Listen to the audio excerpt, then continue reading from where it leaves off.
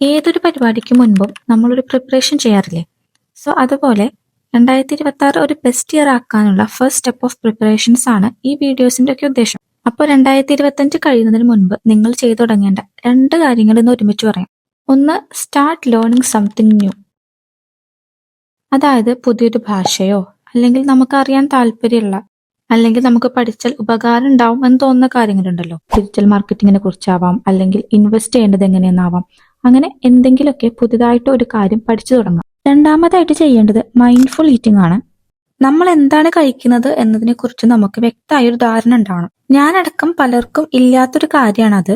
കഴിക്കുന്ന ഭക്ഷണത്തിൽ എത്ര കാലറീസ് ഉണ്ട്, ഇത് വൈറ്റമിൻസ് ആണോ കാർബോഹൈഡ്രേറ്റ്സ് ആണോ, എന്താണ് ഇതിൽ കൂടുതലുള്ളത്, എത്ര എമൗണ്ട് ഓഫ് പ്രോട്ടീൻ നമ്മൾ ഇൻടേക്ക് ചെയ്യുന്നുണ്ട്, ഇതിനെ കുറിച്ചൊക്കെ ഒരു വ്യക്തമായ ധാരണ നമുക്ക് ഉണ്ടാവേണ്ടതുണ്ട്. അപ്പോൾ എന്തെങ്കിലും പുതിയ കാര്യം പഠിക്കാൻ പറഞ്ഞല്ലോ, അത് ഇതിനെക്കുറിച്ചാവാം.